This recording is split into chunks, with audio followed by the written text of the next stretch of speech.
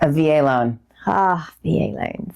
I love VA loans. So my father-in-law was Army, and my son actually is going to go play college ball at Navy. Oh, fun. Yeah. That's too exciting. So exciting for him. Like, it's so nice to see his dreams come to a reality. Yeah. But also, with being in the military, he'll be able to get the VA loan. So now it's like my mission to understand exactly what he needs to know, so that he is well taken care of. But at the same time, I also know, being on the listing side, if people have in their head this idea that VA loans, we should just avoid them like the plague. And it's because they understand that there is a layer of complexity that comes with it, that isn't necessarily a part of some other loans, such as a conventional loan. Yeah. I think some of the disgruntled part, or the face to it, was started a little bit in the pandemic. Okay. Right? Because houses were moving quickly. People were bidding 40, 50, 60,000 over list price. Yep. You were supposed to pay the difference. There's a VA escape clause, meaning that even if they agree, the veteran can still walk away because it's their right. It's something that's in the fine writing. It's something that they sign. Got it. And a lot of people, even though they were like, okay, yeah, we're going to pay 50 over for this house, they had the cash to do it. They then got buyer's remorse or nervous and use the escape clause to back out. This was part of, for me, during the pandemic, just being when we were crazy busy with it, we saw a lot of it. So I think some of it, and you know, from a realtor perspective, we should probably poll and see what did it. But it's that, and then the appraisal, and I'll get to that. I think that's what's done with the, okay, I'm not going to take it. Yeah. Because for a conventional, if you were like, I'm going 50 over, FHA, if you were going 50 over, there is no way out. You had to complete it. No matter what. Now, not every buyer took advantage of the VA escape clause, but it was just enough. And I feel like it created a domino effect. And so people were like, I agree. So I think that you are right. But I also think that us agents are not always well educated, because we know enough to be dangerous, I believe, but I don't know the ins and outs of like a VA, but I know if there is an appraiser coming for a conventional over a VA appraiser coming, over an appraiser that's a VA, there are different things that will get flagged. Correct. Now, I want to understand, I think sometimes understanding where this comes from helps people get a better grip on it. And I think the last time we spoke, you had suggested that the reason that the VA appraisers are so rigid, I think that maybe that's the right word, is because people that have served our country. Yes. They deserve a house that isn't... It's up to code.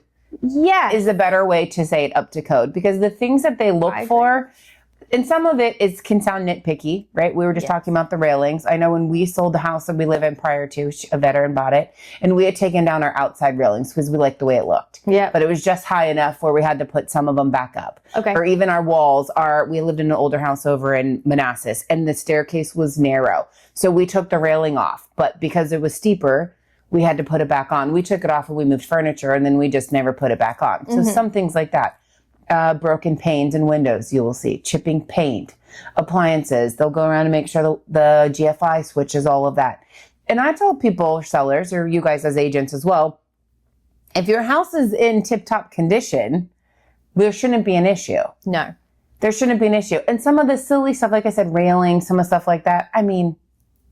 I know some of it can be costly. I know we were just talking about that. But I mean, it's never, I've not come across anything that's absolutely ridiculous in all the years of doing it when the appraiser does. And here's the thing, those appraisers really don't want to go back out again and inspect it, make sure the repairs are done. So they're really just pointing out the things that are quote unquote like a safety hazard. Correct. And Mel, your husband is what branch of? Marine Corps. Was Marine Corps. So Mel also has a personal attachment to it because she's obviously married to a Marine, which is pretty badass. But with that, it's not being a military spouse that's hard as well. Between the move-in, between maybe if there's PTSD involved, if there is, I've heard the adjustment from being in the service and having to become a civilian, right? There's a lot of things that people go through in order to serve our country. Yeah. And the VA loan is a way that we give back. So I think that after our conversation, I've certainly been had a different mindset of that. And also with my son going into the Navy, there's just a different emphasis on these people have served. And so think of this as a way of giving back to your country, to those that have helped. And they like I said, they serve. It's a benefit that they get. If they want to put no money down on a house, it doesn't mean they don't qualify. No. Right. And that's always an issue too. That's a question when I called to say, hey, my buyers are qualified. Yes, it's VA. And they're like, well, can they put money down? I'm like, but they don't want to. Yeah. Right. The market that we're in, people like to see their cash in their bank account. Cash is king. Absolutely. So just because they're asking for closing costs or not putting any money down doesn't mean they're not fully qualified or don't have the funds to do it. Right. But it's their right to use the VA benefit to do no money down. If that's what they want to do. Sure. So, and when I get that, well, can they go conventional? Well, yes, they can. But again, it doesn't serve them. It doesn't serve them, right? The rates are better. The all-around program is better. Right. So as listing agent, I think actually I have a couple of listings that are coming up. And when I go through and I walk through, I'm like, look, this is something they were like, we were just talking about as you're coming out of their backyard, they just have these beautiful like steps. And I was like, there's no railings. But there's also a way. I was like, but you shouldn't be scared. Number one is us giving back to those that have served. And number two, it is an easy fix. We can figure it out. Like between the lender that would come in with a VA buyer, we can talk to them. But you had also mentioned that sometimes you can write a letter to the VA and say, look. There are certain things, and that's one thing, like too, with like the lower appraisals, the appraiser does tidewater it, right? They give you notice that they can't, so they give the buyer's agent and the listing agent the opportunity to submit comps if you want. And even if it comes in low, you can appeal it. You can take it all the way to the VA if you want to. Now, most times people don't want to deal with it, to be very honest, right? We try to negotiate it if that's the case, but there are the options and you can fight some of the things. And the railings, we should reach out. I'll give you a name of an appraiser, and you should ask him the specifications of it and what would satisfy that. That's cool. So then it's not putting up, because again, I think it's like how high up it is off the ground. It's pretty high up. So. And it probably looks really pretty without railings. It really does. And they never needed it, but that was but again, I think if the seller's mindset is number one, we're giving back, but number two, there are options. If someone comes in with a VA, it's the same, they have a slightly better offer, but you're like, oh, I'm going to take the less one because it's a VA. But as long as you have open lines of communication with the lender, and the lender is obviously VA savvy, like I'm fairly sure that you would fly all the way up there if your client was like, I love it, can you help me figure this out? There are definitely ways. And they're just the easiest loans to get through.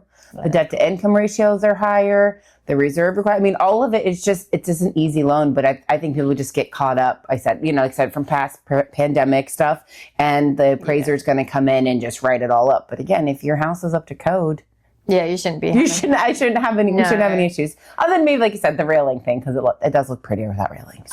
We know that, but if you know that ahead of time, you know what we're going to probably come up against. And again, it's not that it's not fixable, you know. So, and as listing agents, there is a document that you can go on. That's the main things that's on the VA website that says the appraiser's going to look for, and you can walk through it with your clients too, if that's something that they're concerned about. Because a lot of people, as is, they just want it sold and they're moving. So we can review it that way too. I love it. So VA loans are not scary, people. Not scary. We're just giving back to our veterans. Yes. And there are ways around if an appraiser comes back and says, look, these are the things that need to get done. It's just having open lines of communication with both sides. Correct. And us all looking to get to the end that serves both of our clients. Because that's the goal. 100% people.